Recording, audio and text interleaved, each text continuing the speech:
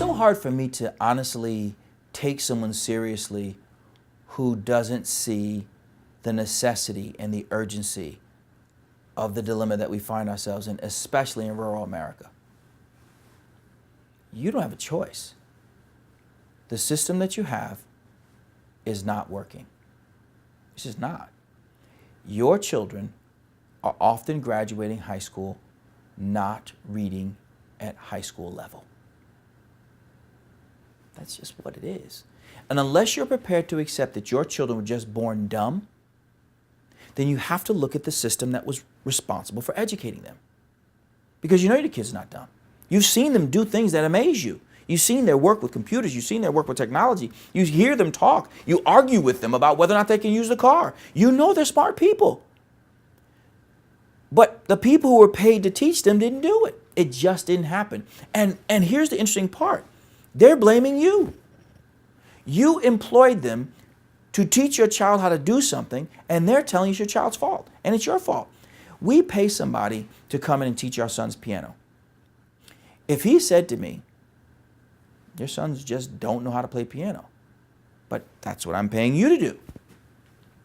Yeah, but you didn't play piano when you were younger, and they're brand new to it, and so they're never going to learn to play piano. He'd be fired. But when that person is a math teacher, and he says, yeah, we work in rural Oklahoma, and the kids in rural Oklahoma are just not that smart. They're coming from poor backgrounds, and their parents are farmers. They don't even want to go to college. We say, yeah, you're probably right. If you truly represent the community, represent where the community should be, not where it is. I have yet to go into a kindergarten classroom anywhere in the United States of America and ask the children who wants to go to college and ever hear a child say, I don't want to go.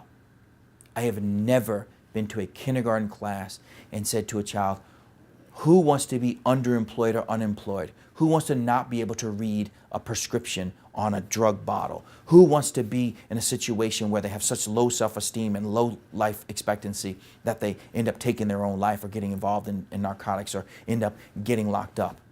I've never, ever, ever been to a kindergarten class where I've seen that.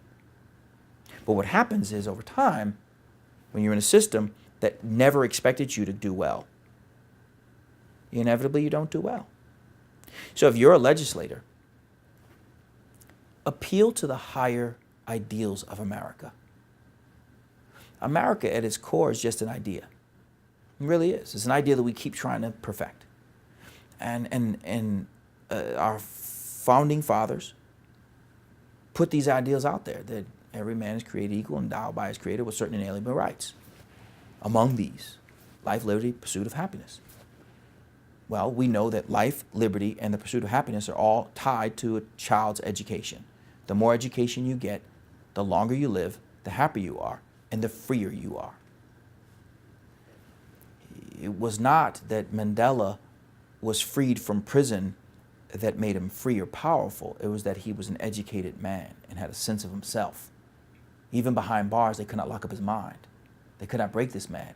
And as a result, he stands as an example of what we can do even in the worst of circumstances. If you're a legislator, a real legislator, not just a politician, just some hack who's waiting for some special interest group to put really no real money in your, it's not even real money. What are you getting, $1,000? Are you serious? You sold your people out for $1,000? Wow. How do you sleep with yourself at night? If you're a real leader, a real legislator, you have to look at what works. The only thing you support is what works. And if you don't get elected again, so what? You can look yourself in the mirror and you can stand as a proud woman or man and say, I did what was right. And that's the final part of this. One of the things that happens when I come out to the Midwest or the Southwest is people often talk to me about God and the Bible. Where is it in the Bible that some children are going to get access to all that God has in store for them?